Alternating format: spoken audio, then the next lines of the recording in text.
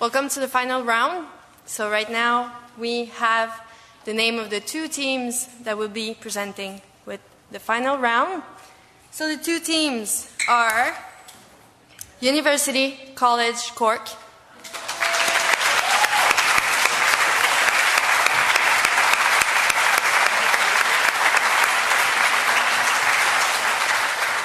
and the second team is Simon Graduate School of Business, Rochester University.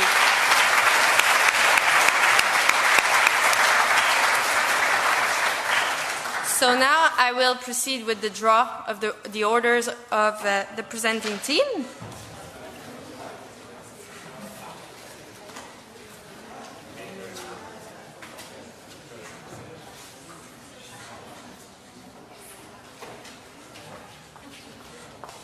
So the first team is Simon Graduate School of Business, Rochester University. I will ask you guys to come downstairs and you will have some microphones. For the second team, you will have to follow Marie-Ève, which is down there. You will be isolated for the first presentation. So I will... just go down with So for those of you who haven't seen the video of the summary of the case, I will play it right now. The internet and social media have transformed the way we lead our lives and how business is conducted. In today's interconnected world, companies are moving from a push production and marketing approach to a new approach that involves their customers in full dynamics. This way of doing business has led to the creation of new, open collaborative economic models that fuel the open source movement. Riding on this wave, a group of highly motivated people from different parts of the world have come together to form a self-organizing, commons-based production network called Sensorica. Members are not paid a salary, but share profits from successfully commercializing products. Specializing in open source sensing and sense-making solutions, Sensorica's core product is the Mosquito, a tactile sensor device based on optical technology that is more robust and user-friendly than products based on other technologies. Besides developing applications for the biomedical scientific instrument market, Sensorica is expanding its applications to cover sensing needs in aerospace, sports, and agri-food. Its members also anticipate that their technology will address important needs in manufacturing, robotics, and automation. Its members are proud that their Mosquito project is progressing well and that Sensorica's membership has been growing constantly, going from 3 members when it was created in 2011 to 42 members and affiliates. Sensorica has successfully completed its optical tactile sensor invention and is developing the underlying technology. It has earned a number of distinctions, such as the Research and Development Prize at the 14th Quebec Entrepreneurship Contest, semi-finalist for the TELUS Montreal Inc. of Tomorrow Award, and much more. Nevertheless, Sensorica has not yet been able to generate a profit for the network or any income from the sales for its members. Though its members get income through other mechanisms related to Sensorica's business, such as R&D credits, government grants, and so on.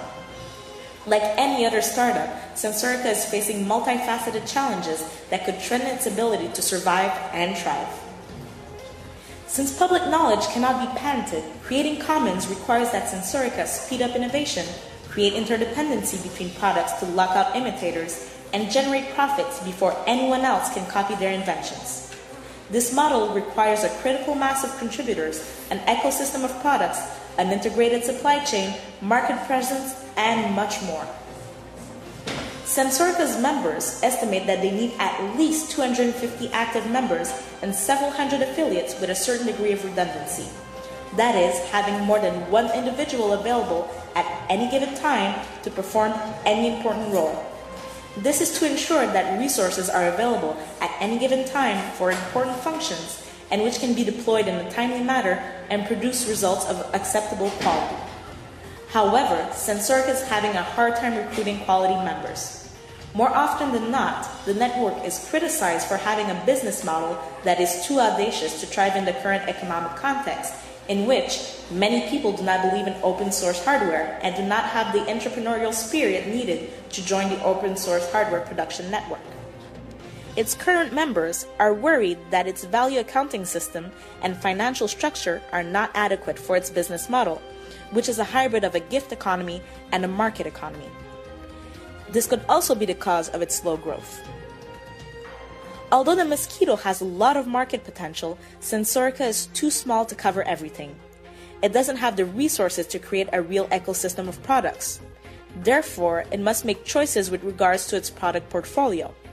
It is still struggling with how to sell its open network advantages without conveying the idea that its products aren't stable or well-serviced. Its members are well aware that the fact that most people are insecure about Sensorica. Furthermore, Sensorica's open and transparent nature makes it extremely vulnerable. Its lack of resources and competencies slows down innovation speed, lengthens times to market, and limit market outreach. To sustain growth, Sensorica needs to establish a strong and scalable infrastructure. At the moment, most of Sensorica's members are only involved in R&D activities, but the network will soon need to embark on production. However, since production and R&D are two different sets of activities, it's not clear whether the current model will work when Sensorica enters the production phase. To prepare for its next development step, Sensorica is looking for help. For 48 hours, 8 teams from 8 world-class universities both worked together and competed with one another to find optimal solutions for Sensorica. Today, the 8 teams present their work to the public in front of a highly qualified panel of judges. These teams will demonstrate their research and analytical skills and show you how they stand out as consultants. So now, let's support them.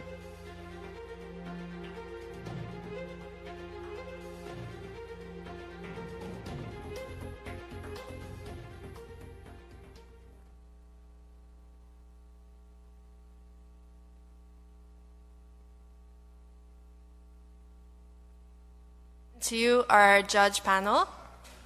First, there is Mai Tai. Before attaining an MBA in the US and a PhD in Switzerland, Mai Tai was an entrepreneur and a journalist in Vietnam. Her research interests are in studying the link between entrepreneurship and its context, i.e., socio-economic, cultural, and political context. Her work focuses on the internationalization of small and medium-sized enterprises and startups, entrepreneurial motivation, and migration of entrepreneurs. Next, Stéphane Etier. Mr. Etier leads the internal consulting team at Desjardins in charge of operational excellence, organizational transformation, and strategic initiative implementation within the Caisse Desjardins network in Quebec. Prior to joining Desjardins, he was a senior manager in the strategy consulting practice at Deloitte.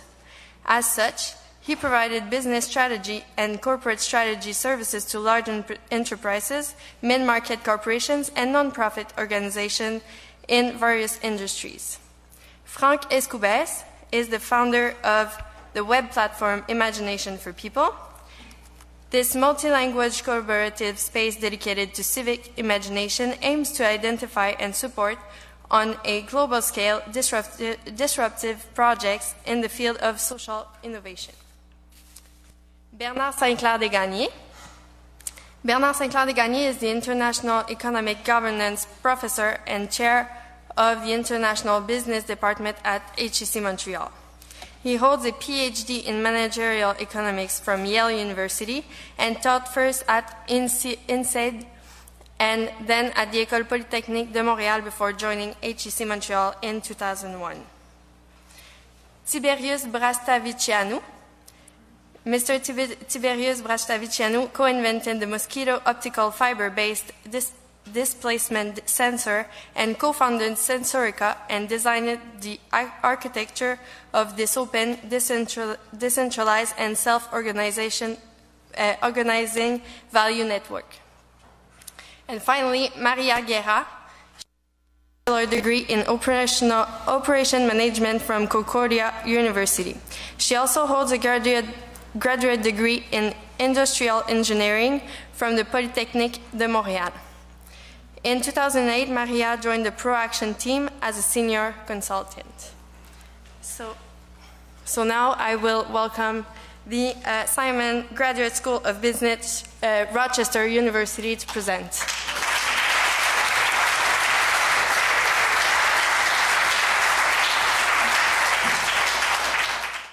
All right, good afternoon, everyone. We're the team from the University of Rochester, and it is our pleasure to be here today. So let's talk about the company. Let's talk about actually this is another company. This is a very interesting concept that we would like to present to you today. This is a fairly young organization founded in 2011 in this beautiful city of Montreal. And its core products evolve around the sensors. It's an open network, open source network, which means that everyone can contribute to this exciting project.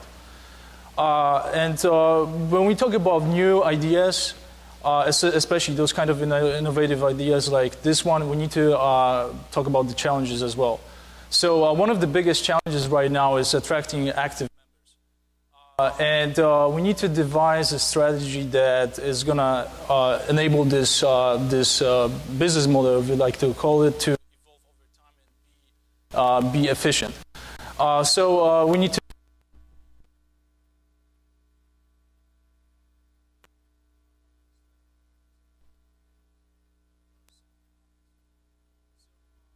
Let's talk about the Sensorica's value proposition, okay? This is a very unique concept, and that's why we have to be very well aware of that. When we talk about that, this organization really cares about openness, transparency, and also about providing low-cost products. So whatever we propose, we always have to keep this in mind. So and we also have to put ourselves into the shoes of the founders, and we need to remember that the idea comes first, and everything else comes after that. So this is actually a very intriguing idea behind this. So when we talk about the sustainable business model, we need to look at this from 4 different perspectives.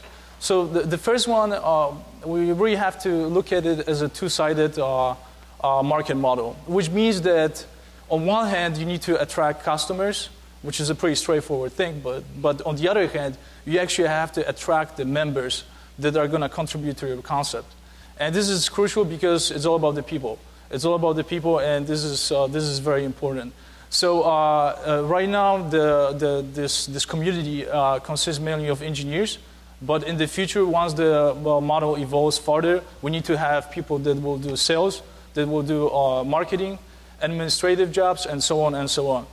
And also, when we talk about this, right now the community has this value accounting formula that pretty much calculates your revenue that you will receive. But when we talk about that, we have sales people that need to be incentivized in a different way, and marketing people as well. So we need to take this into consideration. And at the end, we need to look at the organizational structure. This is a foundation for any kind of organization, and this has to be the basis. So when we talk about the organizational structure, what we did, we actually, when you look at it, you see the exchange firm. And the exchange firm originally did a little bit of the sales, a little bit of the marketing, and a little bit of the process approval, process screening. But when you talk about this concept, and when you talk about the products that will have high quality, you need to have a certain body, certain entity that will just take care of that. And what we did, we actually separated the sales and marketing into the stakeholder circle, and we separated the exchange firm as an independent services firm that will do just that. So let's say you have an engineer that thinks that that he or she has a great concept. It's going to go to the exchange firm, and they will evaluate this project in terms of the quality control, in terms of the feasibility to the market, and so on and so on. And also, one important part that we have to consider in this circle is the partners affiliates. This is a very symbiotic relationships when it comes to that, and you need to remember that they also have the interest in the organization. So they will donate the money to you, and hopefully you will come up with a good project that is going to be beneficial not only for the company that donates the money, but also for the community. This is actually a very big part of the project. And we also implemented the project management system. This is actually very important in any kind of organization. When you have engineering work involved, someone needs to coordinate the work. This is a tension between the openness and the coordination. In any kind of concept like that, for instance, you need to have someone that will enforce some kind of rules. We don't want to have big rules, but we need to have some kind of rules. And the exchange firm, as we said, we separate this from the marketing and sales. I don't want to be repetitive in this part. So, they will also take care of the brand management, the quality control, and they will be responsible for any legal issues. I think this is an interesting point because when you talk about the products that go to the market, you need to have a legal entity that is going to be ultimately responsible for the product if you have a recall or anything like that. Because remember that Sensorica is a non-legal entity at the end, so they need to have some credibility on the market. And how are we going to achieve the sustainable growth? This is a good question, and we thought about it. So we think that we believe in two strategies. One is growing locally, and the other one is building the platform. And actually, the concept of growing locally, this is a fascinating concept. Because pretty much you establish your great connections locally. Same thing with you here in Montreal. You have great connections with your classmates. I hope so. So it's pretty much the same concept. And then you're gonna receive the funding from the affiliates and partnerships that support you. And also, you're gonna use your tacit knowledge. Tacit knowledge is pretty much your local know-how. You know best about Montreal because you just live here. So no one can beat you. I live in Rochester, so it's I don't know that much about Montreal. And another thing is that once you create those local networks, you're gonna combine it into one super network. And there's actually a really cool concept behind it. It's called globality. And this is something that combines the global aspect with the local aspect. And this is really interesting. The importance of rewarding failures, I think everyone makes some mistakes in life, but I think most of the time we learn from them. And this is the same thing in this organization. We need to incentivize failure that eventually will benefit the whole community. So let's say we have this project A that fails in this stage up to the red line. But so, the project is a failure and you just move on. But then there's another project B and C that are successful. And you're going to use the technology from the failed project, you're going to apply it to the other projects, and it helped to those projects to succeed. And we need to incentivize those good failures that in the long run they support the growth of the community. And we wanted to also mention about the platform. Platform is such a big concept, and it's a very sexy idea in this global world. So I think that Sensorica matches all the 5 key features of this concept. So you do have leverage. It's all about helping others. It's all about helping communities, local communities, but also the global environment. You also have the ease of mastery. This is actually very important in the concept of this community because they want to implement the concepts to the market as fast as possible. You have the accessibility. It's open to everyone. You can look it up even today after the presentation. It's adaptable. You can really transfer it to other products, and it's also transferable. So these concepts are very key to this interesting concept.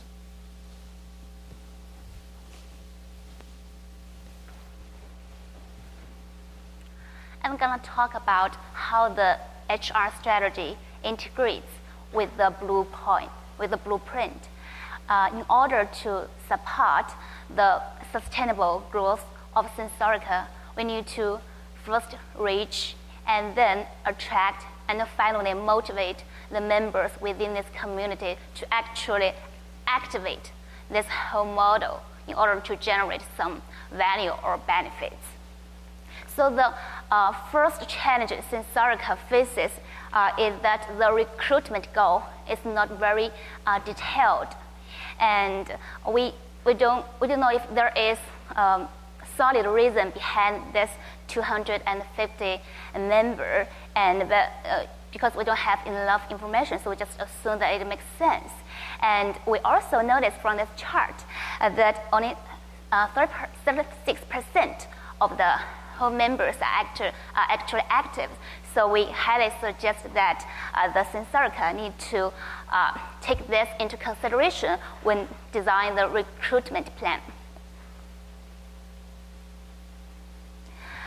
In addition, there is another challenge because the general recruitment goal, it won't automatically fit with the organization structure as discussed in the entrepreneurship part. So we recommend that the Sensorica need to make sure that include different people who are willing to take different roles in this community to actually activate this model to generate some benefit. And we highly recommend that Sensorica need a project coordinator. The best example I can give you is that in the Linux community, the project coordinator gains some reputation because of his or her knowledge and skills, and this reputation transferred to authority and then transferred to some intangible guide, influence, or even like some intangible control of this whole project to make sure that the project can progress very well.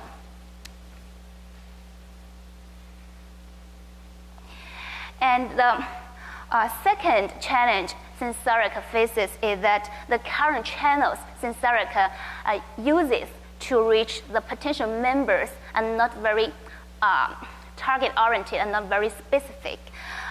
Because according to the data analysis from the survey, we found out that the potential members, they have some similarities. Those numbers really talk. They can help Sensorica to identify who are the most responsible members to get some response to us if we give some invitation to join our community. So those are the actionable and detailed plan we suggest Sensorica to use to reach the potential members. The first is the entrepreneurship, technology, and innovation groups on social media, like Facebook or Twitter. But this kind of specific groups on the social media kind of narrow down these groups, to increase the reachment more efficiently. We also give you some examples, like the Youth Entrepreneurship Alliance in Japan. And the second way we think Sensorica can use is the volunteer association, because those volunteer associations can produce a link between the volunteers who are willing to do some volunteer jobs without any payment, and also they can benefit the Sensorica community. And the third channels we think Sensorica can use is the University Career Management Center. Give you an example is that if we suggest that the Career Management Center of University of Rochester, they will be very willing to establish a good relationship between Sensorica, because the students, they are willing to do some internship without any payment, just want to increase some knowledge, some skills which they are interested. So we think this is another channel. The final channel we think is suitable is the other open source networks, such as in the machine field is the Multi-Machine group, and in the robotics field is the EPAC mobile robot. So kind of establish a partnership with this kind of groups to reach our potential members more efficiently and more quickly, because we have some time tension, because we already have 3 projects and we need to enter the market in this summer, right? The third challenge Sensorica faces is that the equity formula used is kind of complicated to motivate the members within this community.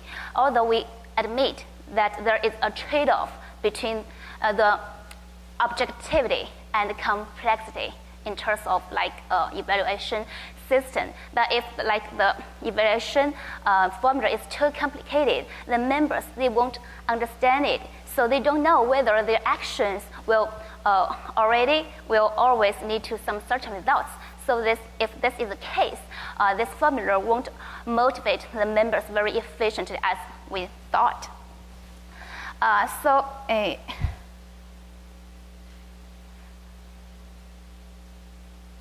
I suggest that maybe we need to motivate the members, different members, in a different way. So let we look how the potential members see the attractive factors when they decide whether to join an open source network. The most important one is the innovation community belonging. So this is kind of some important factors Sensorica need to focus on. Also, we want to look at how current members see attractive factors in the Sensorica. As you can see, the internal members, they think the key values in Sensorica are access, technology, value, desire, revenue, and financial.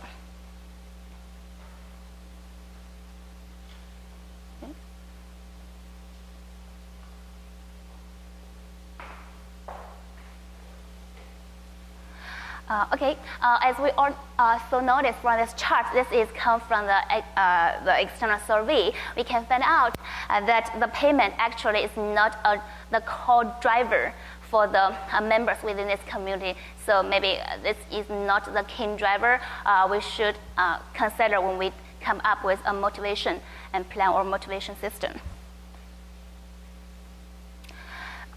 So this is a matrix we suggest Sensorica to use to design a simple and flexible motivation system which enables both objectivity and subjectivity. The subjectivity can come from the project coordinators, as we discussed before. And those are some detailed and actionable plans we suggest to the Sensorica.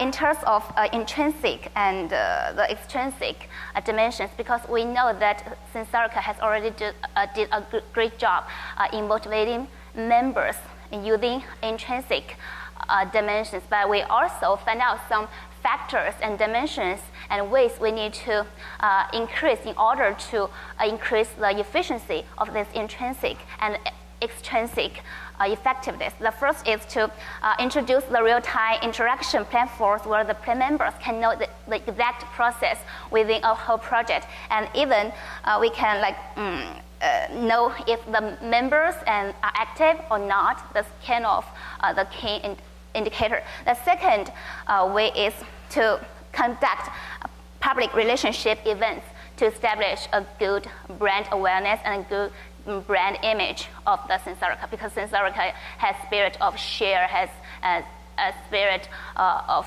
help, so this kind of thing. Also, we recommend that to increase the sense of community, of belonging, and also create community forums where the active members, they can earn some credit, they can earn some respect and trust from the others, which maybe is important to gain their reputation.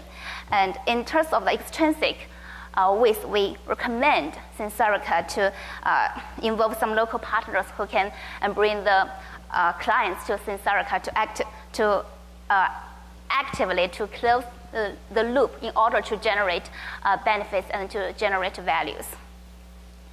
So we also think about doing or really need to exclude bad members.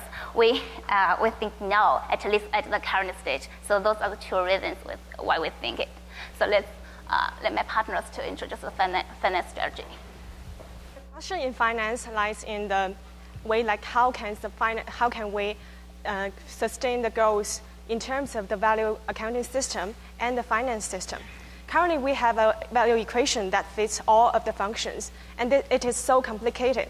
But we have different innovations for different peoples. So we come up with distinct function groups to motivate in distinct intended ways. So for R&D people, their works is more hard to evaluate. So we come up with 3 dimensions. They are time, reputation, and documentations. And for marketing and selling distribution peoples, they are more result-driven. So we think the revenue is a good measure of their works. And for administration staff, their works are quite standard. So a good measurement for their work is their working hours. And for the capital structures, we have the question like, how can we attract capitals without diluting the engineers' control in the platform? And to accomplish this, we have two methods. One way is to encourage the members to take up the funds on their own. The other way is to take donations or crowdfundings, which do not need to pay the equities in terms of their investment. So there is 4 ways to do this financing. For individuals could take up government loans and grants in their locality, and also we could encourage individuals to partnership with local institutions. This one is really important because universities or local investor institutions could have R&D equipment and also intelligence put into our firms. And also the target members, which are 18 to 25, are like within the college group. So we can also attract these potential members. And for the outside investment, members could take up loans, or we could use the crowdfunding. And for donation part, we are currently thinking about online donation channel that's set aside with our project prescriptions.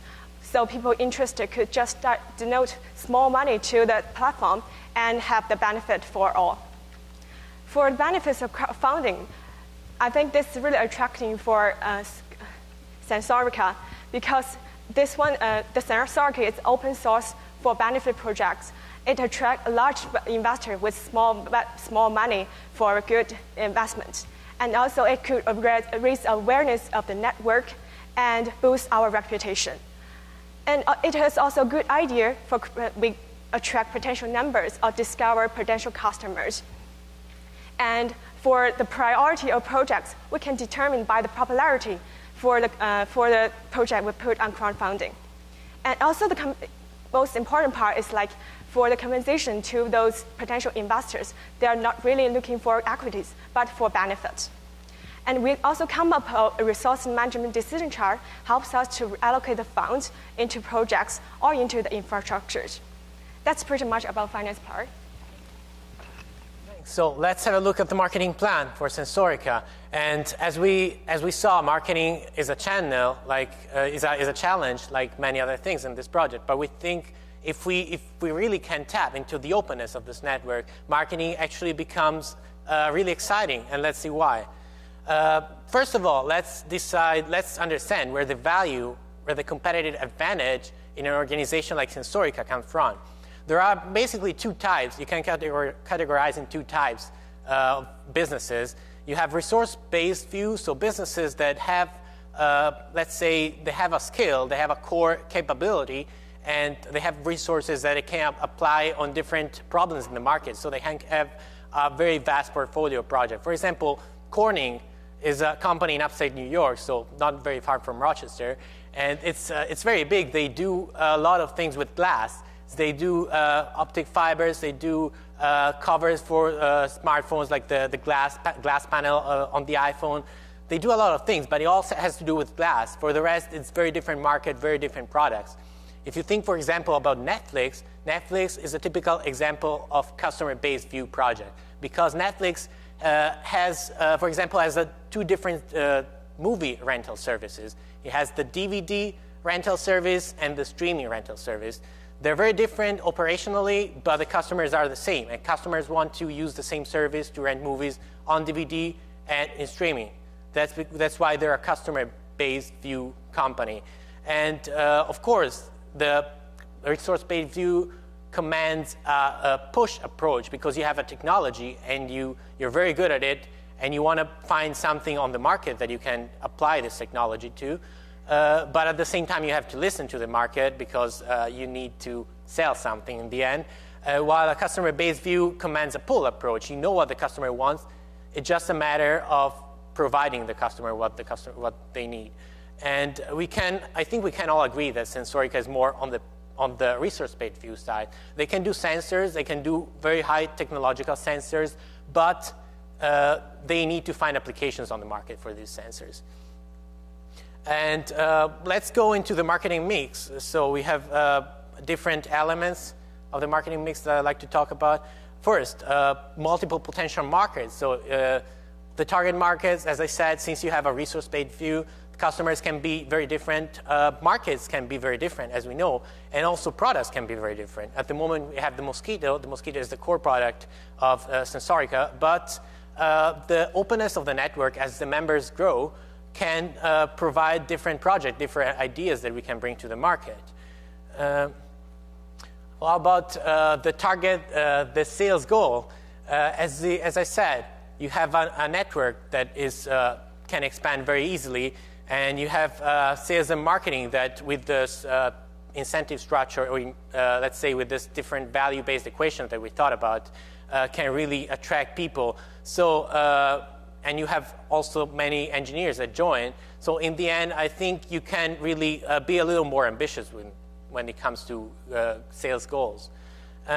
About channels and geographies, I don't think we need to discuss a lot about this, because if salespeople are members, then it's just a matter of these salespeople deciding what the best geography or what the best channel is. For example, they can decide to sell online, and we don't need to worry about this. The salespeople, on the members that act as salespeople, will sell the product online, so we don't need to worry about channels, about geographies. We do need to worry about the marketing. And we know that our target customers in most or all of our markets are highly technical people, people that do technical jobs. They also listen to what opinion leaders say. So we need to be where these people are. First of all, we need to have a website that puts the products front and center without forgetting about all the values that stand behind Sensorica, the open community. We need social media. We need to be where these people are. We need engineering sites and forum, but also scientific sites and forum. As Philip said, it's a two-sided marketing, so we need to market to potential members, and we need to market to potential customers. We need to go to trade fairs. That's where our potential customers are. And we need to make promotional videos to have opinion leaders speak about our products, and white papers to tell people how good our products are. So how about the branding? At the moment, Sensorica doesn't have a lot of control about the brand. But what do we want this brand to stand for? It stands for quality, cutting-edge research, transparent, open process, innovation, high technology. So in the end, to have this, you need to have the focus on tactile sensors, and you need to have a very strict quality control. This is what the exchange firm is for in our vision. So the exchange firm takes care of the quality control and takes care of the brand. The brand needs to be focused because customers need to understand what the product stands for. And let's take some time to talk about pricing. And normally, when you think about pricing in a profit-based environment, you want to maximize value. You want to price as high as the customer is willing to pay. But this is not the case. We know that. We know that the Sensorica founders believe in providing the lowest price possible. At the same time, you have a number of problems with this pricing strategy. First, you signal a low quality that is not really the case with Sensorica, but a low price can hint about a low quality that is not a problem. And also, it may be hard to sustain a business model that is based on such low prices with people expecting a revenue stream from the project. So we recommend to raise the price, but still keeping it lower than competitors. So this will keep the pricing compatible with the organization philosophy. So as the last item, we have a number of actionable recommendations for the short term, the medium term, and the long term to implement what we recommended so far. So define and implement a new accounting system. We discussed about that. Put effort in place to attract new members in engineering, but also marketing and sales, and launch the executive board. The executive board is going to be an elected organism that controls the company. And in the medium term, you need to separate marketing and sales, as Philip said, and design a quality control system operated by the exchange firm. And in the long term, we need to select and execute new projects to expand the organization and expand the brand. Thank you very much.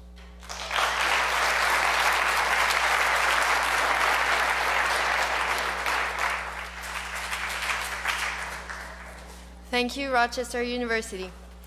So now we will have a 20-minute question period from the judges. I have one simple question. There's a bunch of action items, recommendations here. Sensorica is a relatively small organization with relatively limited capabilities. So if we could implement only one of your recommendations, which one would it be and why? Well, I would say to attract new members, especially in marketing and sales, it's really crucial to revise the value accounting system. We saw that it works very well for people who have an intrinsic motivation. Engineers love what they do, so they will spend some time on the project, and we don't care about incentivizing them to do a good job because we know they will do a good job. But some other people like sales, they really want to be paid for how much value their work brings in terms of sales, for example. The marketing want to be paid in terms of reaching objectives of how much their work really brings results. So I think if we care about selling the products that Sensorica develops, I think the number one thing will be revising the value accounting system to attract a variety of skills that at the moment Sensorica doesn't have.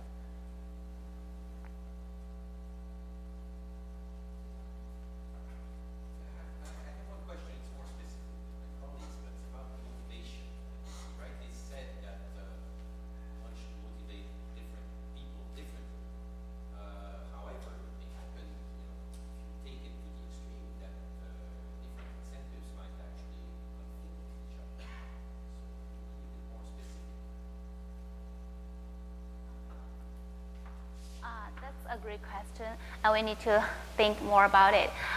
Yes, different members, different roles, they have different personalities. So in order to motivate them, we need to find out what's their key needs, what's their key drivers that motivate them. So because we have several roles, like marketing people, sales people, engineers, and also even the manufacturers, and maybe even the people who is responsible for the customer service. In terms of the different characteristics of the different roles, or the different characteristics of the different people who take these roles. So when we come up with a motivation plan, we really need to take this into consideration. For example, the engineers, they really care about the key factors, whether if there is a sense of belonging to this innovative community. So in order to do that, in order to motivate them, we suggest that Sensorica can create some interactive and online platforms, like some online chat. The members could talk to each other in terms of how to, the part A could, how can the part A connect to the part B? It's kind of online, real-time, chat and because for the current stage, many of the communication platforms for Sensorica is mainly about the work communication, right? But we need also keep in mind that these people, they're also people, right? They also need some faction from like the social network that cannot think, that can even like contribute their belonging of sense to this community.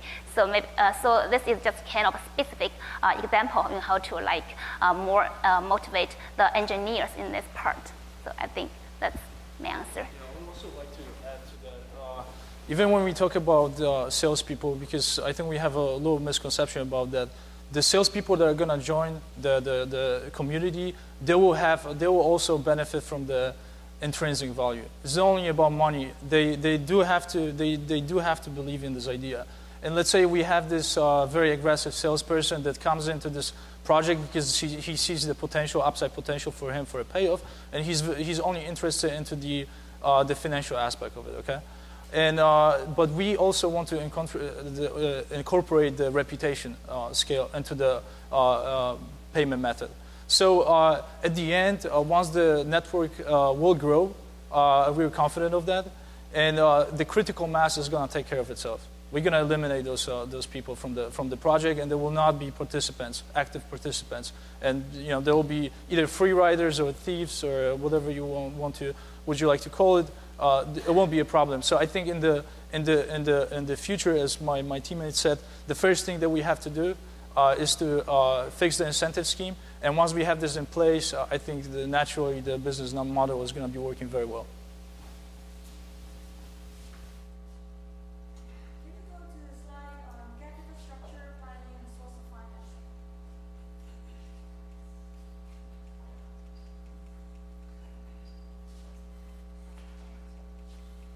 Financing part.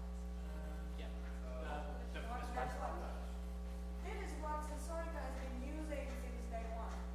Why don't you use the survey for finance survey to find out what each one of these is looking for in order to find a good pitch for Sensorica? Because this is nothing new here. Sensorica has been using all this since day one. Yeah, but we want to reinforce this point. And the survey we got, like the people participants are, we do not have have a really huge participant base. So if they take the role of a banker, there's only a few answers. So when I analyze the data, I feel like I'm not confident in this data. That's why I do not include in the analysis for the recommendations. But all these things are currently Sensorica is doing, but actually they are doing on themselves. Only the founder is doing all these functions. We are encouraging individual members who are located in different parts of the world to participate in this scheme and help to fund the community.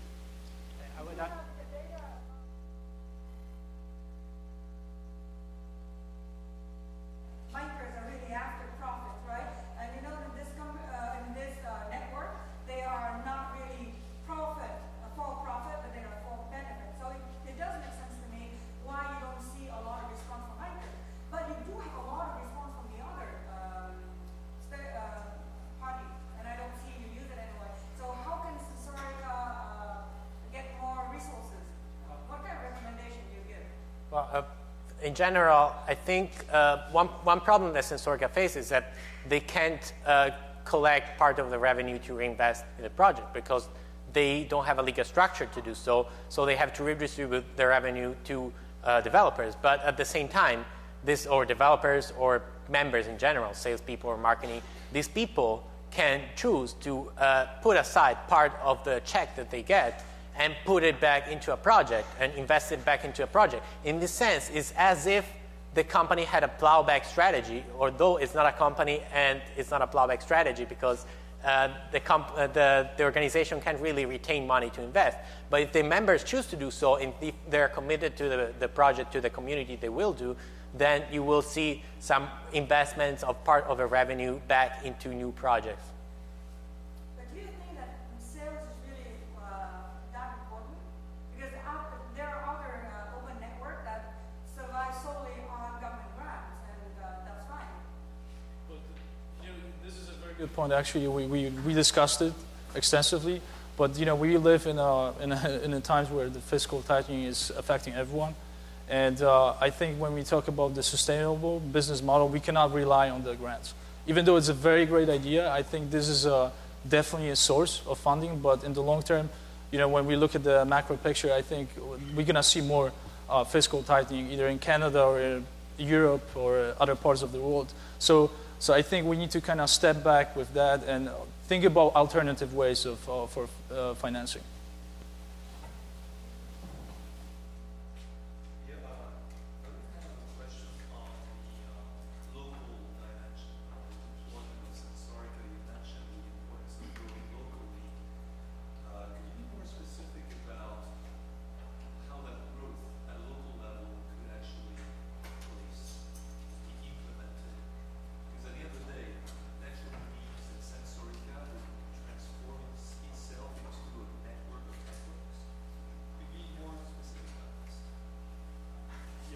I think when we talk about the local networks, we already see this process of transformation.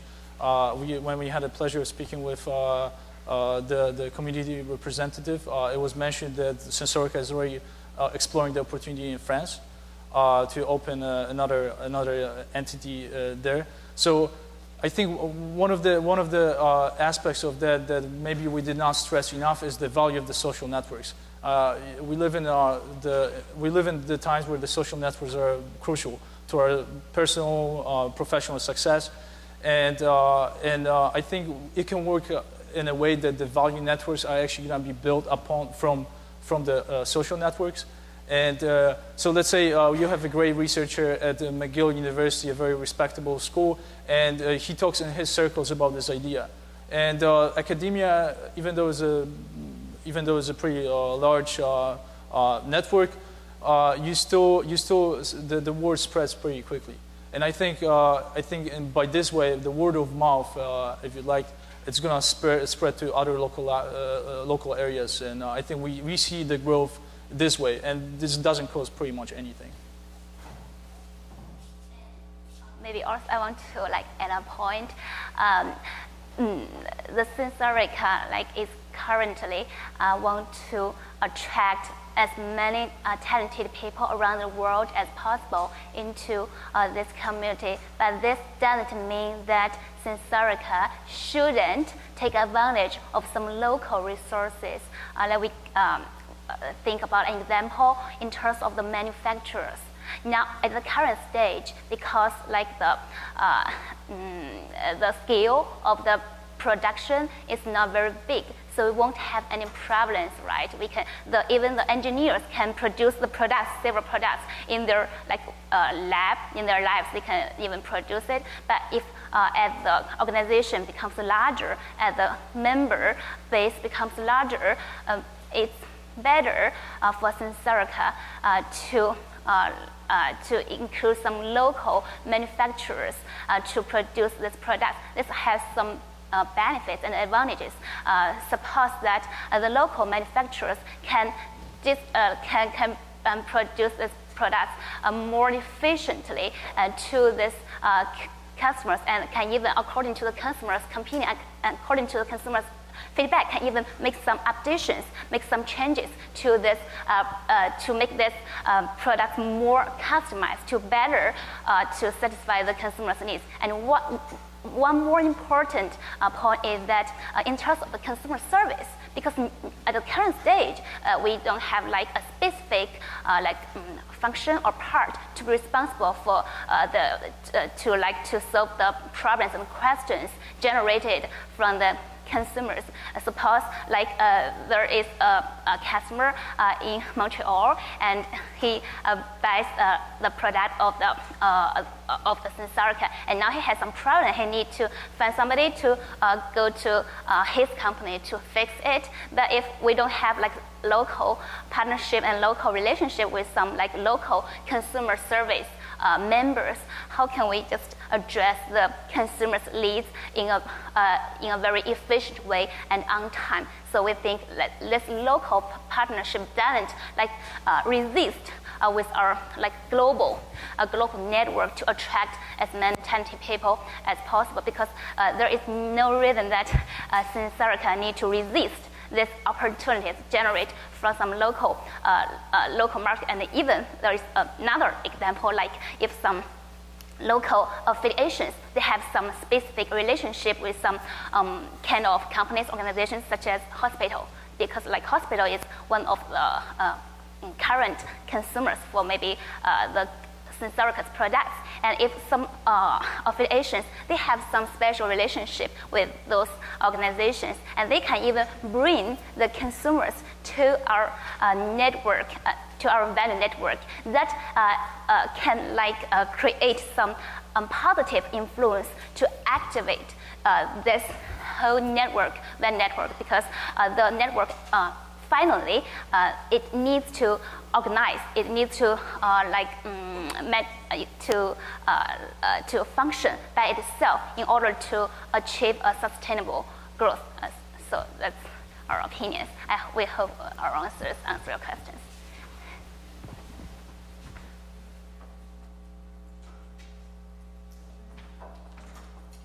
My question is not necessarily regarding the content of your presentation, but more for you as a team of consultants.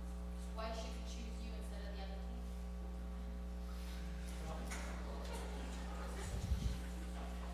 Honestly, I don't know what the other team does, so I didn't see the. Why are you different? What makes you different? Well, I will say because we have a very clear vision of what this organization does currently, and we understand that, and we want to respect that. So it's very important in a project like this, where you don't have a company that wants to make profits, but you have an organization that just wants to develop a business model or a vision almost. It's important to have someone who understands that and who is willing to work within those boundaries. And I think with our presentation, we showed that we understand the model very well, and we are willing to build on that. What would it mean for you as a consulting firm to work within our boundaries? Aside from telling us that you believe in our values and our vision, aside from saying that, what's your commitment? In this case, we would need to become members of the network. And of course, consistently with our recommendation, we would need let's say a revenue stream that is calculated in ways that incentivize us to bring the highest value possible for the community. And what would be that incentive? Well, I would like to add a point. Like maybe because with unlimited information, right? Maybe some of our plans and some of our like suggestions maybe not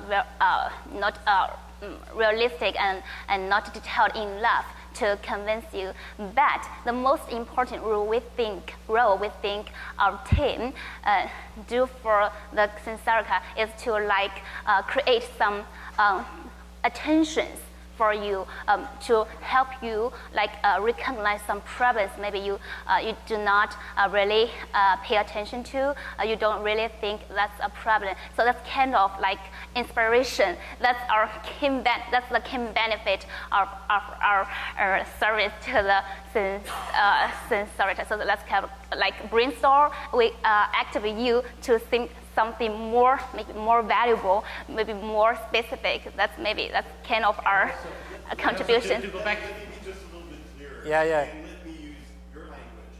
What would be your extrinsic and intrinsic motivations to work with us? well, the intrinsic motivation, I enjoyed this case very much. I also come from software development engineering, so I understand and I appreciate the world. I use lots of open source software. And I think the rest of my team also understands the model and appreciates that. But in kind of extrinsic motivation, we talked about marketing. We said it needs to be in between on a unit and on a project base. So basically what we mean is set some objectives or measure some results. This is the value that a consulting company, for example, can create for this project. It can increase sales, for example. It needs to be measured in a clear way. Satisfied? I don't. Thank you.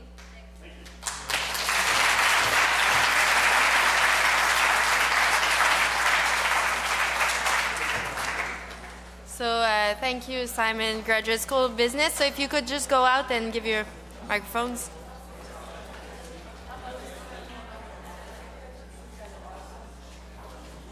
So I will invite University College Cork for this next presentation.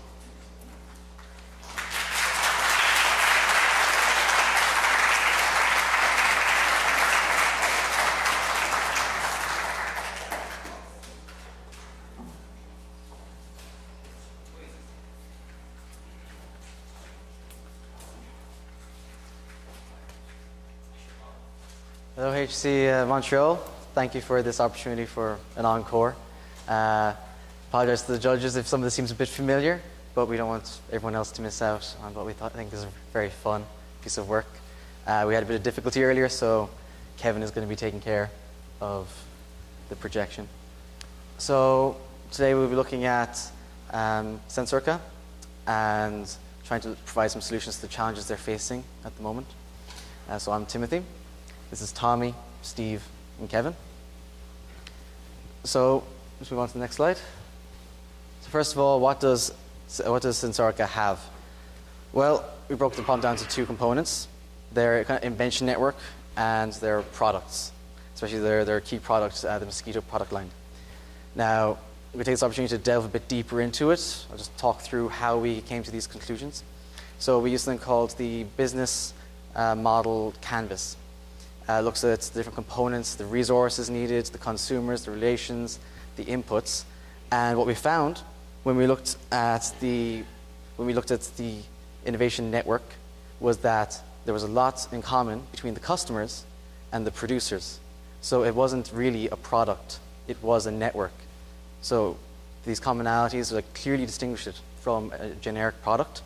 But then the Mosquito itself and the other products we've been developing, they followed a more traditional style of product where there was the production factors, the teams working in those, and then there was the buyers that were separate from that.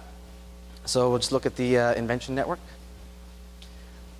So there's the network currently mostly incorporates researchers involved in development stages of an innovation, and there's some manufacturing capacity at the moment, which, as far as I'm aware, they're trying to build on.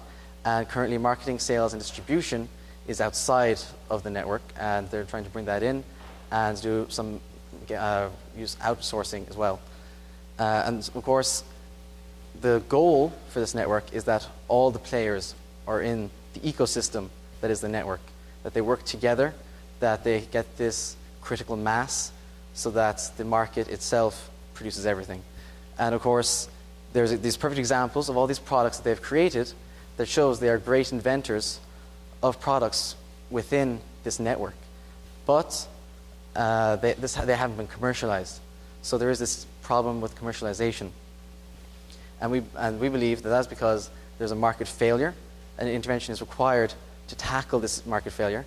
And if successful, if the network becomes the kind of market it should be, the ideal market set out by kind of the gift economy, the extension of the gift economy they're using, then it will be self-sustaining. Interventions will no longer be necessary. So next slide, please. Then compared to the products. So the product of the Mosquito product line. So this is a better product than what's on the market. But unfortunately, once again, there's this challenge of commercialization, of bringing it to end users. This could be a great benefit to people, but for some reason, it's not getting to users. So society isn't benefiting. So again, the common theme here is commercialization, getting to the market. And so, next slide, please. So then we go, well, how do we get this to the market? How do we get these two things functioning? So, next slide, please.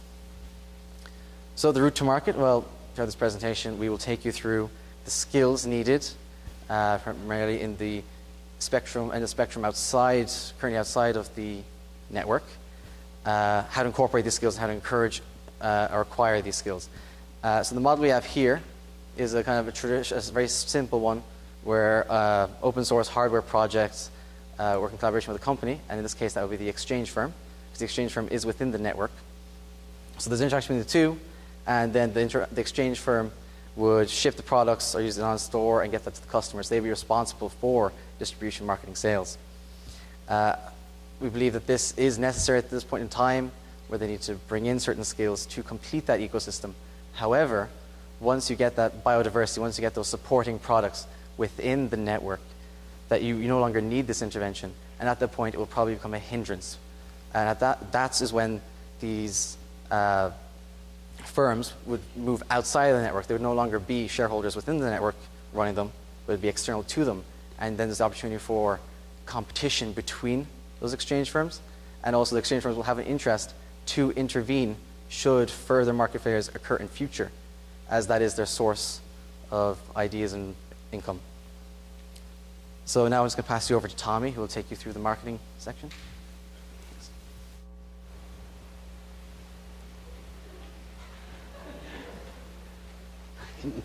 Thanks. and thank you, Tim. We'll be talking about marketing right now. We'll be talking about marketing. And thank you for teeing us up here for getting our product to market. We need to get this product, this innovative product, into the hands of users. We need to get it so that it can actually be used. And next slide. In answering that question, we need to figure out, first of all, what is it that we're selling? Tim defined the two aspects, the network and the product. Right now, these two things can't necessarily be separated. We need to do both. When somebody is buying this product, they are buying into the network. They're becoming part of the ideal feedback loop so that we can improve quality, we can continue to innovate on the product, and we can look to make both the network and the product as successful as they can be. Well, now that we have some idea about what we're selling, who are we selling it to? The case gave us the target customers of medical researchers, of medical students, professors, hospitals, service providers. But the applications of this product are virtually limitless. Robotics, aeronautics, aerospace. There are currently discussions going on with hockey and elsewhere, sports equipment. So the consumer base is diverse, and it's also geographically separated. One of the advantages of this product is that it has the network behind it. It's able to be geographically dispersed, and those geographic boundaries don't matter as much anymore. So certainly they do, but they may matter less. And now that we have the product, we know some of the basic consumers, and what are their preferences? What do our customers want? What do our users want? Excuse me. What do our users want? Because they join the producer-user community in buying the product. Not only they buy the product, and they also buy into the network. So, in answering these questions, thank you, we went through a competitive analysis. There was a lot of text up there. My apologies, but the middle category is the categorization of the current competitors. This is in the scientific instruments market particularly. And on the right, we have our product. While there's a lot of text up there, I'll direct your attention to low price.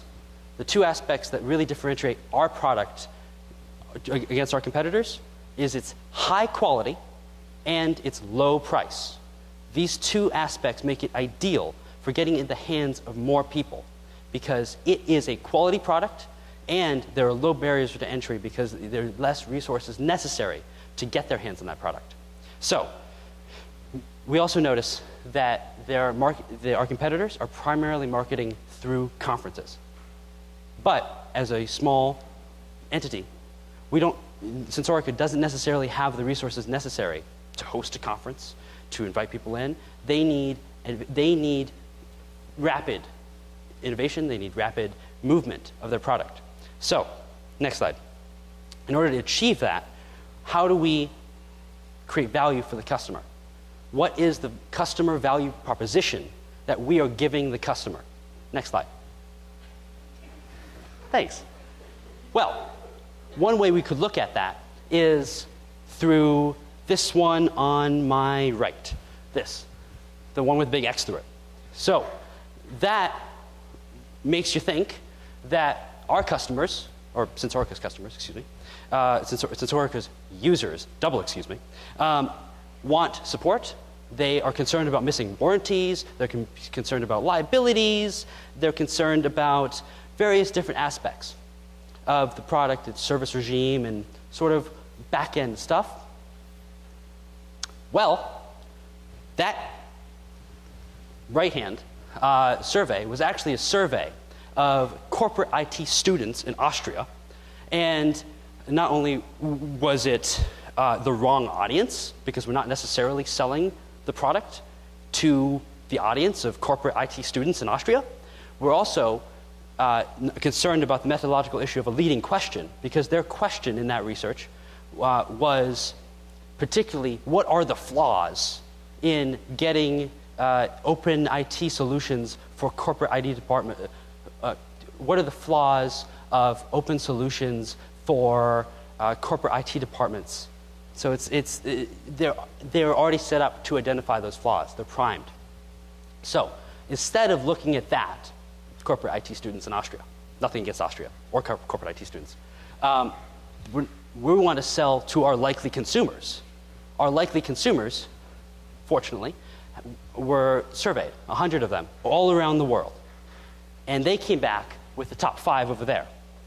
In fact, we see that it matches quite well. Our customers, our potential customers, excuse me, want a low-cost product. They want no hidden fees, like a subscription.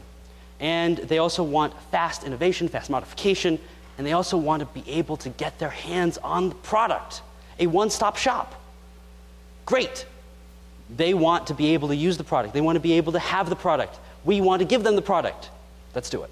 So we also notice the bottom 3 features that our customers want. Still over 50%, quite high. But that's the stuff like a standard quality, test the product, maybe service regimes. That's the stuff that the corporate IT department had identified. But those are actually at the bottom of our list. Again, we surveyed 100 consumer potential clients 100 around the world. Next slide. So, getting our product and access to our network, growing that means going global. It means getting it out there. It means providing access. And we can do that by really taking into account the key resources and key practices that we will need to meet those customer value propositions. That includes building an e-commerce site, building a way to Skype, maybe recorded Skype trainings, documentation, and creating a site on which users potential users can go buy the product, great, and also learn more about the network, learn more about how they can innovate throughout the network, provide feedback, and also get trained on how to use, modify the product, allow for that innovation. Because what we think the network is doing is changing the world one sensor at a time. Bless you. So, unfortunately, a weak web presence is currently limiting Sensorica's ability to get the product and the network out there. So, this is more than just a website revamp. It's a change in orientation. Instead of looking squarely on Montreal and Canada and the North America scientific instruments, the potential range, as Tim mentioned, the potential range of this product is limitless. We can go into cars, hockey equipment, sports. We can allow the user to define the market potentially. So, I would be remiss, since we have one of the judges being an international business professor, to mention that if we wanted to go into international business, there might be some complications involved. In my other life, I'm a law student, so taxation issues are just one of many potential implementation challenges that they may have to face. But challenges like taxation, customs, regulations, so forth, those are challenges to be overcome, not insurmountable obstacles. What we need is thinking about a global orientation. Next slide. And part of making this a global product is improving the network by attracting people into it that can make it better. Right now we have high specialization of our membership in technical fields, which are great. And again, the Sensorica in the case originally identified target consumers as medical researchers, scientific instrument users. But, next slide. Thanks. What we can do is we can attract people with different skill sets, maybe legal, but primarily business, and try to incorporate the market research earlier on in the game and throughout the process. So we want targeted recruitment, perhaps participation in things like hackathons, and linking up with community development efforts so that we can create products and services for free, create value, create open source networks, create innovation. We can leverage existing resources to co-create value. All right, and we want to, if we really take that global orientation and think about the power of the web, we can help recruit people to get that critical mass. But getting that critical mass, next slide, thanks, means leveraging inherent and intrinsic motivations. It means looking at what people, back, thanks. It means leveraging what people want. It means thinking about what they feel about being part of the community, what they want in the product. Not only is that customer value proposition, but it's also how can we reward people for being part of this, the symbolic capital that they earn by being associated with us, that they feel like they are inherent to what is the network and user of the product. Again, those two things, they can grow together. And maybe a simple switch like changing the word value network to value community. Things like that. Next slide. Now. Thanks. Means leveraging social aspects of what people want. Again, that'll help them, thank you Maslow, that'll maybe help them improve their esteem of themselves and maybe reach out self-actualization. Great for them. But we can get there at the third level and create social networks and feel like these individuals are interacting with their friends, no matter where their friends are.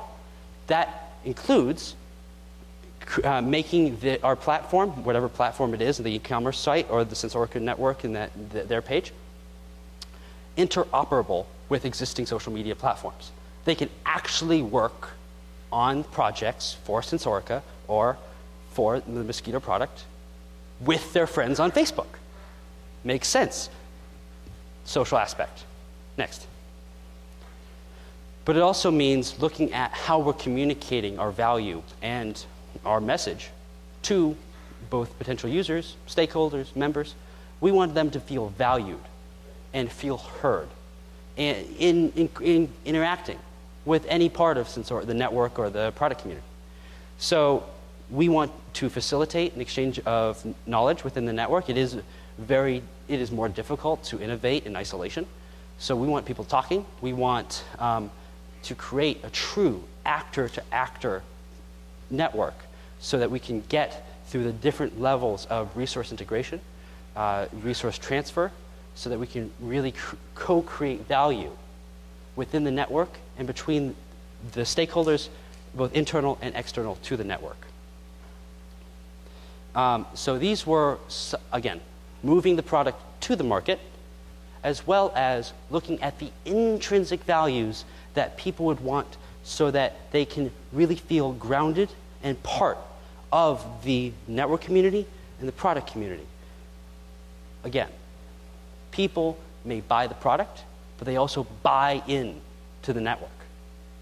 So now, my colleague will be talking about some of the extrinsic values that the network and the brand, the network and the product can leverage in making this happen and making sure that sensors change the world. Thank you. Thank you, Tommy. Tommy's a very hard act to follow. Who, as us Irish would call it, he is the gift of the gab. Anyone who's met him this week would agree with me. He knows how to talk. We were stuck in our room for 48 hours, as most of the guys know, and late last night I wanted to go out and get some fresh air and get some peace and quiet because my head was racing, and I made the phone call, wanted to go for a walk, and just about to leave, and Tommy decided to come with me. And needless to say, I got very little peace and quiet and came back and my head was racing even more. So I don't appreciate being after him in the presentation, but I'll try my best. So there, from the finance point of view, which was my area of the case, there was 3 major issues which must be considered. Firstly, the value accounting system. Secondly, the attraction and management of resources. And thirdly, the capital structure and planning. So when we consider the value accounting system, which is currently in place, personally, I believe this is the lifeblood of the network. This is how the contributions to the network are rewarded. So this is vital for the future of the network, that this system is set up correctly, clearly, and that the contributors are aware of, when they come and use the system, how they are being treated by this value accounting system. So this is the system as it currently exists. This is the potential formula that has been promoted thus far. From our analysis, we have found that at the moment, well, for the mosquito product itself, this formula isn't actually being applied. So we are assuming that there is a leeway in the future adoption of this particular formula. So we have a number, we think it's, personally I think it's a great concept that someone can be rewarded for contributing to their passion, and we completely get the concept of the business, but we have a number of suggestions that may possibly could improve this value accounting system. So one slight issue we had with this particular formula, you see here the S, was the seniority factor. So that people higher up in the business could basically increase their value and their equity in a certain project. We feel that this is a high barrier of entry to potential new entrants into a particular project. So we feel that this particular aspect shouldn't be weighted as much.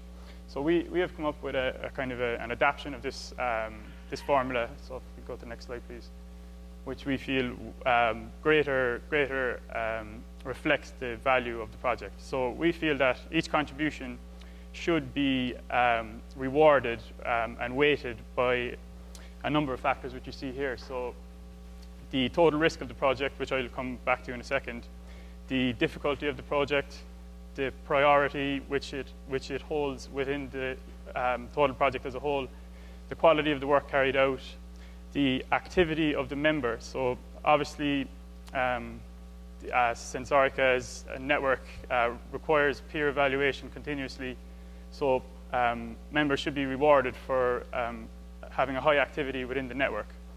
However, this can be also similar to the seniority. This can be a barrier of entry to potential new contributors. So if a new contributor comes to the network, we believe that their activity weighting should be as high as possible at the start. And then going forward, if their activity declines, their activity weighting would decline. But when they enter the network first day, they shouldn't be discriminated against for not having contributed previously.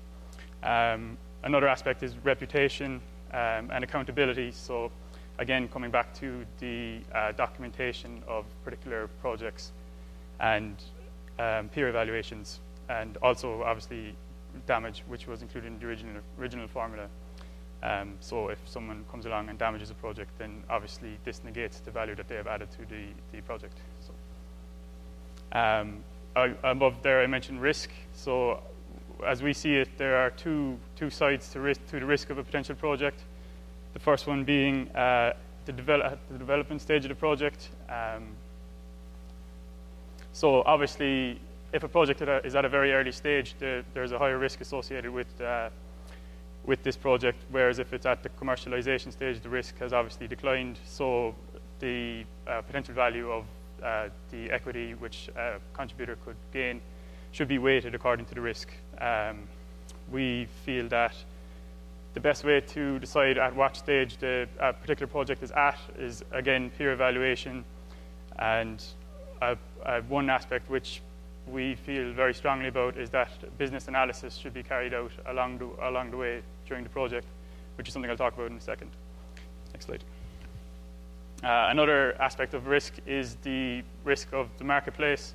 So if the product is produced, the weighting of risk versus reward, will the project sell or will the product sell if it is released to the marketplace? So a combination of these two risks is the overall risk rating which we apply to that formula which I mentioned previously.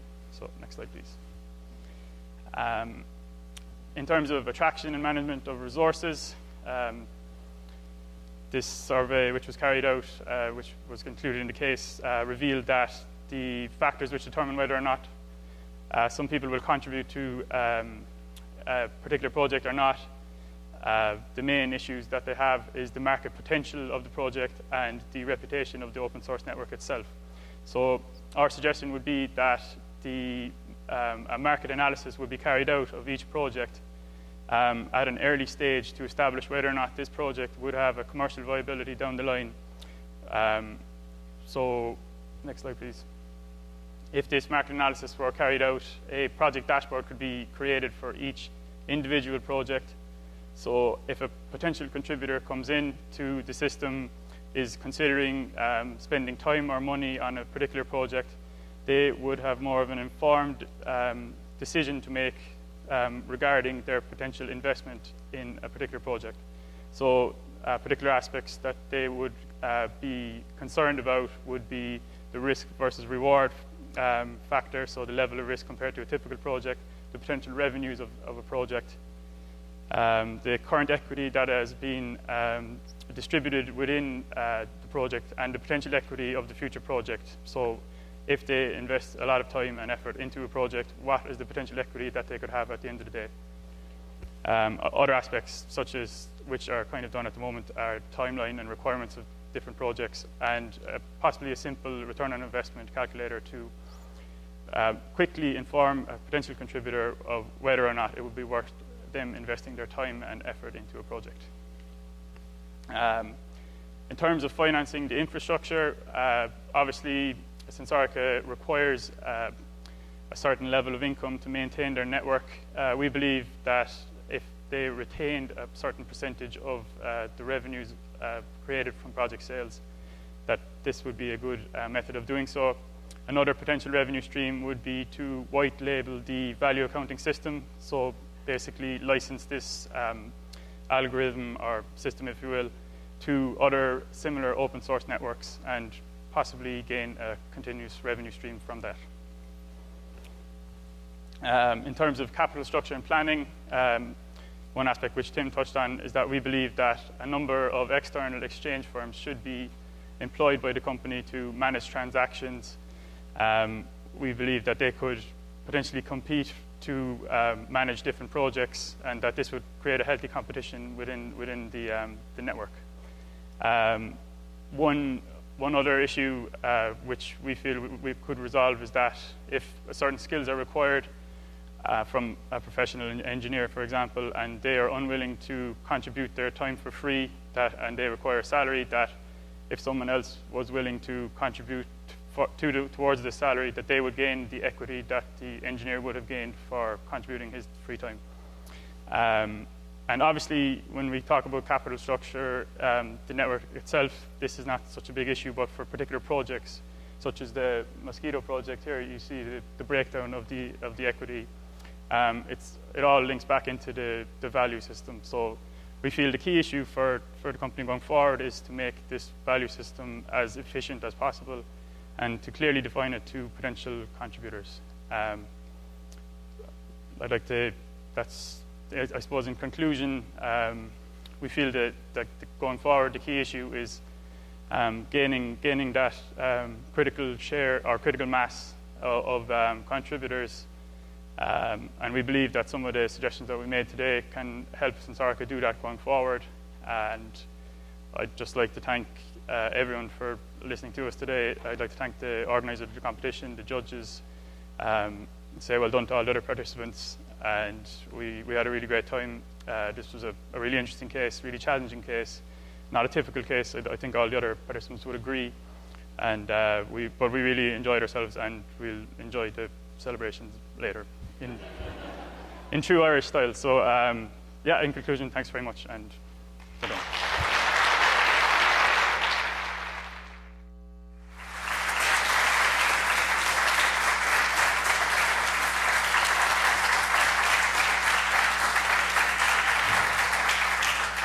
Thank you, University College Cork. So we will have a 20-minute question period.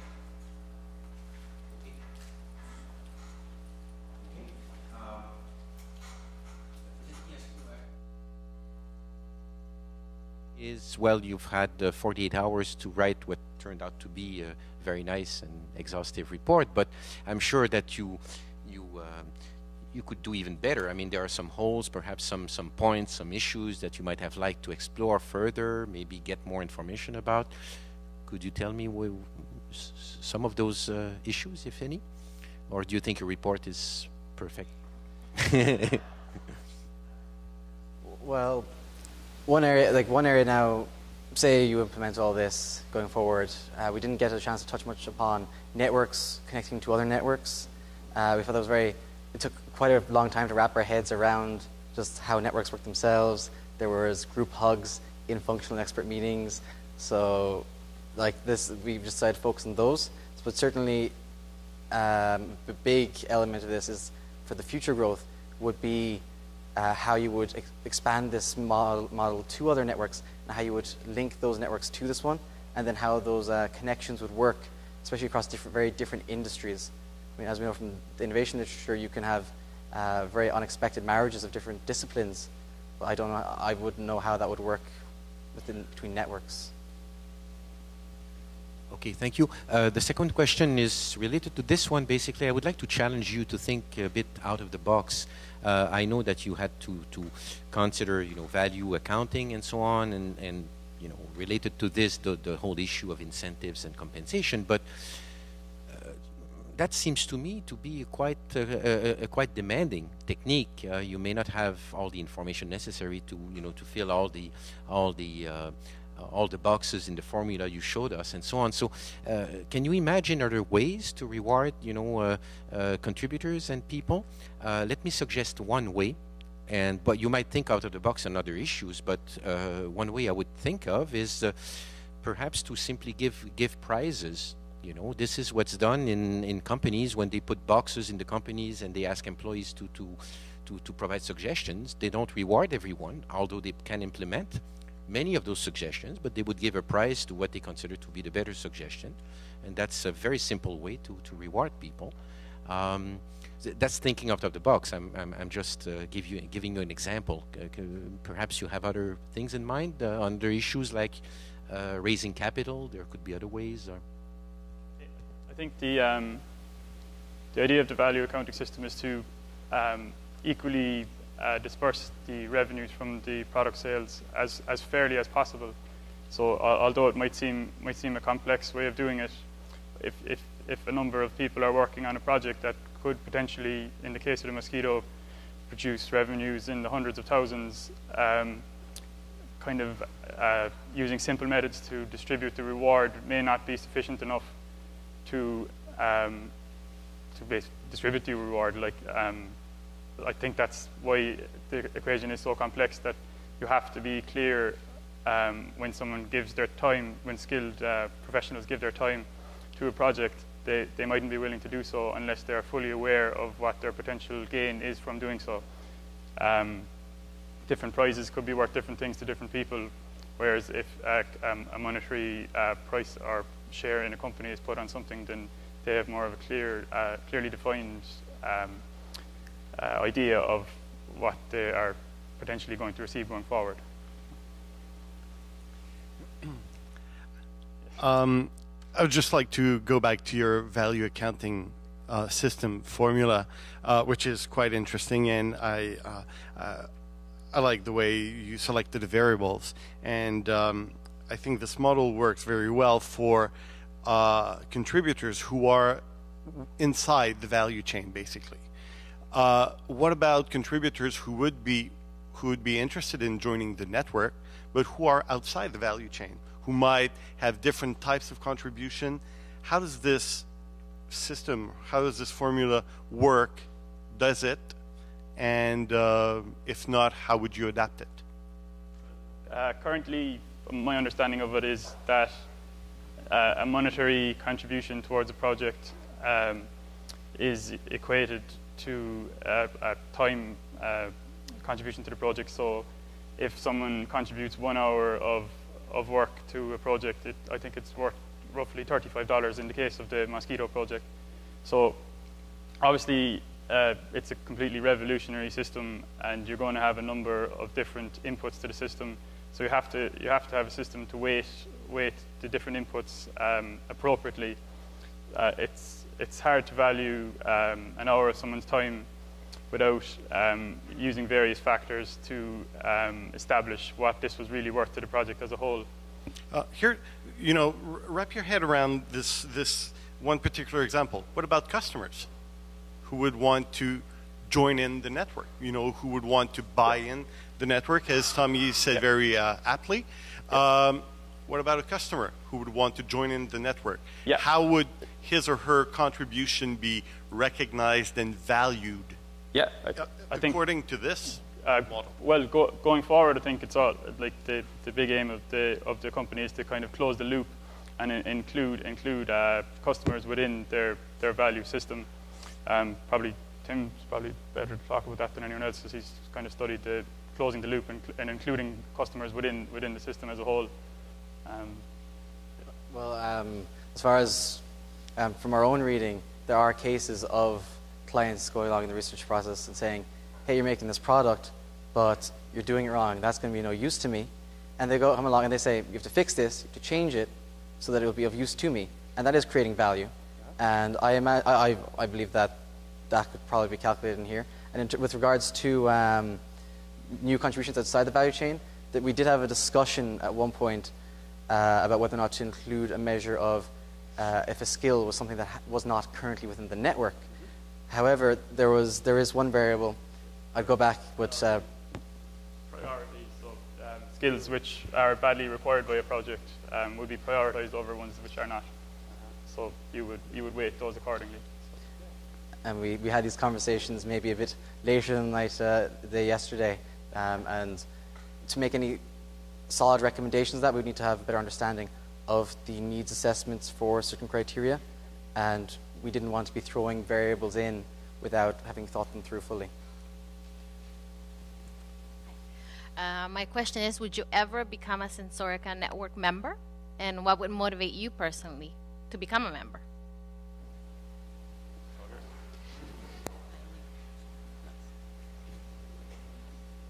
Well, I must admit, our coach has already joined the Sensorica network. You see, there is incredible potential here, and the potential lies with something. We're students, and student scientists like John are looking at creating value every day in their research labs, and this allows them to potentially buy into a process that can help them better their research.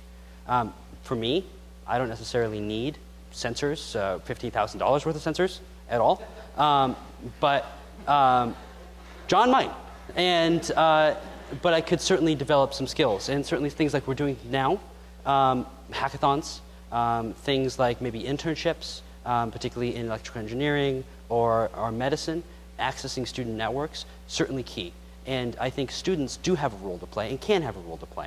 Maybe not me, but other students, and particularly for those market analyses early on in the process, if you don't want to go get a very expensive or very reasonably priced consultant, you might want to go to students and do that research and sort of check it first, get a gut reaction for free, and maybe have them buy into the network, tell their friends who perhaps also happen to study medicine or medical research.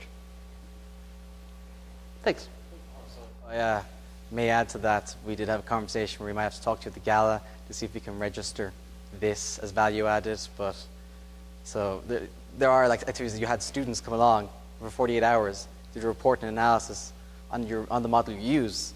So technically that is value added. So certainly if I could get paid for that, I would.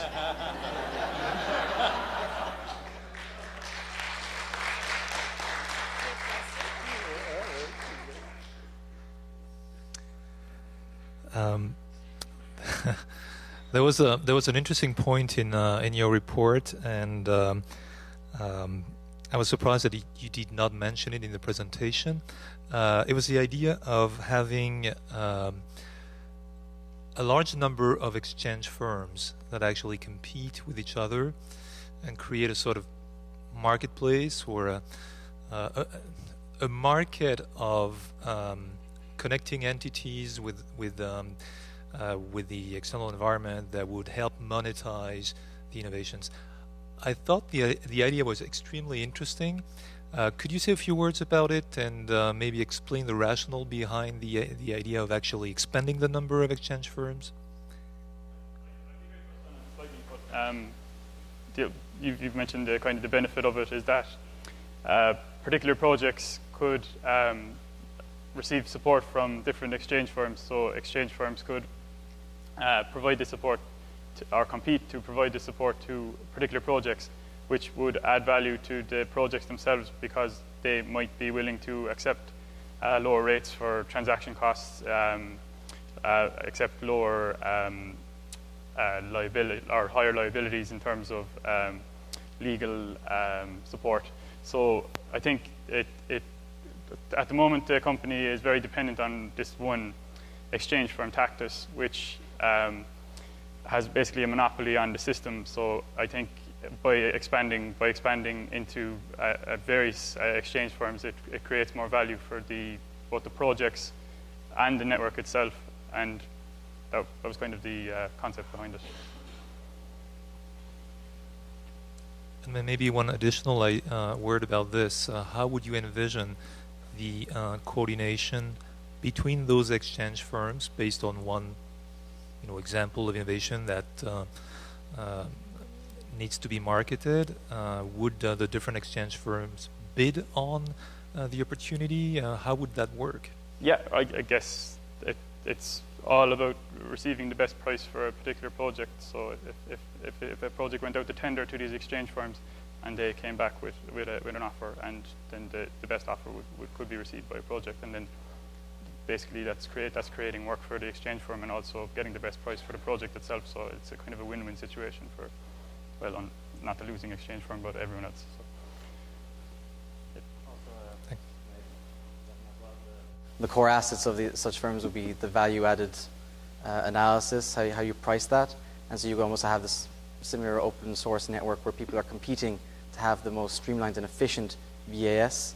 So this in itself could drive forward improvements in how you would determine the value added at each stage in the process. Okay. One of the questions in the entrepreneurship case is the question of transparency and openness. And Sensorica is still very, very small. And you see that within Sensorica there is a certain divide. And there is risk that three groups would just break up and the network becomes even a lot smaller. And I don't see any discussion over this.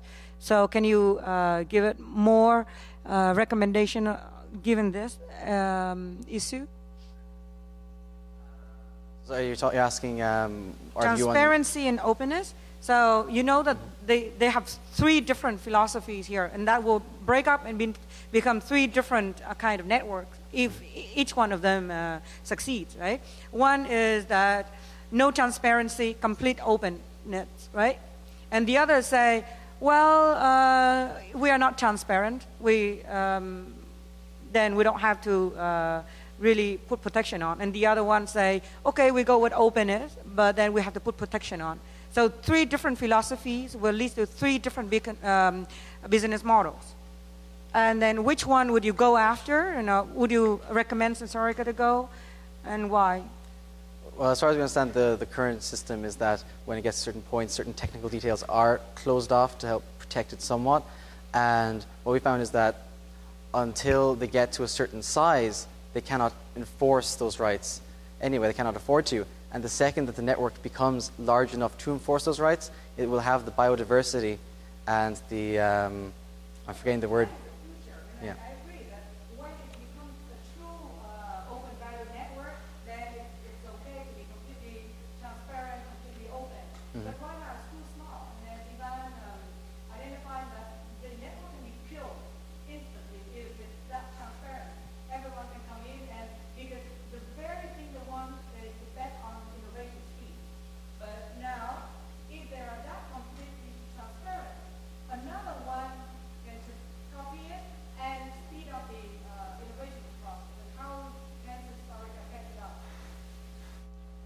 Well, if I may.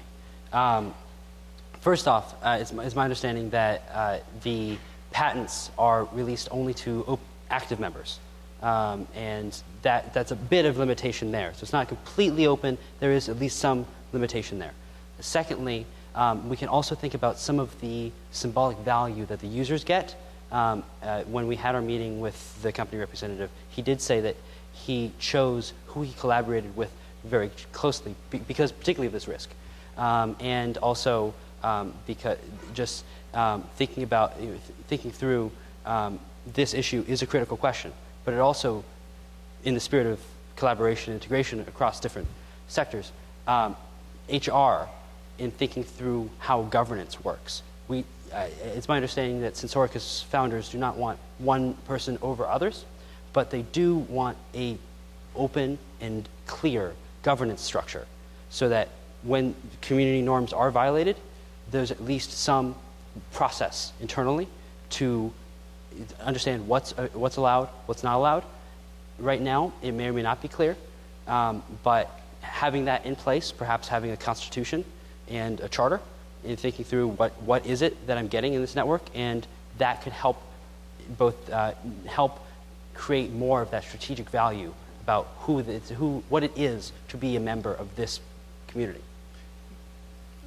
Thank you very much. That's great in the abstract, but very concretely, what are the risks to the network of having founding members leave now?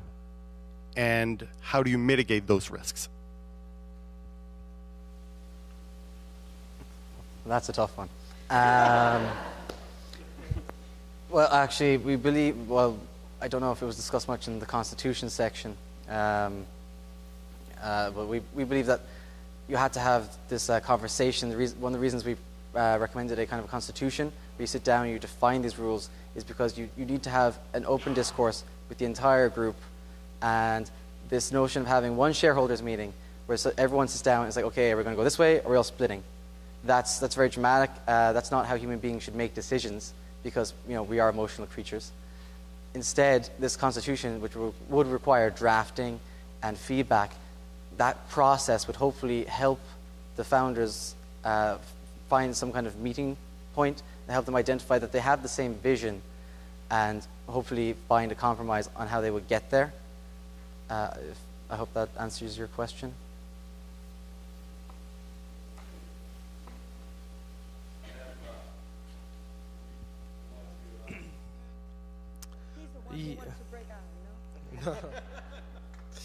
It's breaking. It's not breaking out.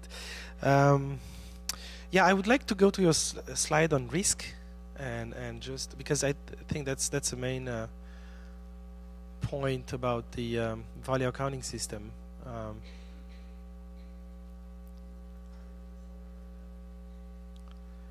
Because I didn't quite understand the the dimension. No, the one before. Okay. Obviously, at whatever stage the project is at, the risk of the project will be weighted accordingly. So if the project is at an idea generation stage, it's obviously very high risk, whereas if it's at a commercialization stage, the risk to a potential investor or contributor is much lower. So the decision, basically it would be on a scale, could be 0.9 to 1.1 to contribute to the overall value.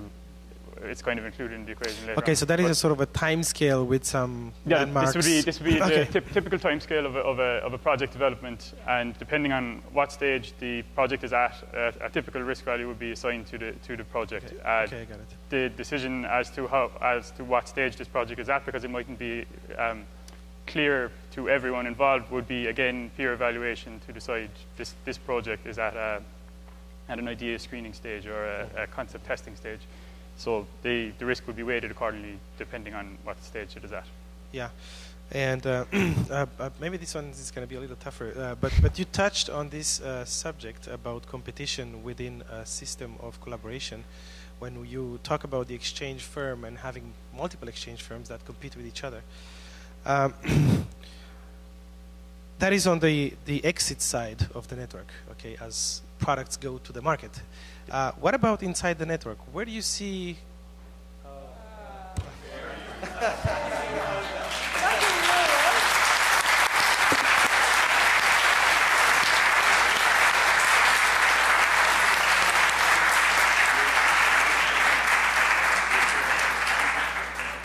So thanks everyone. That's it for the day.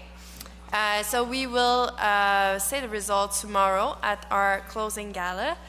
If you are not coming at the gala, please follow us on Twitter. We will say the results when it's going to be said to the team. Please, for the participants and the coaches, if you can go to the Rimouski room, Jackie is going to give you your per diem. And yeah, I think that's it. Thanks a lot to everyone.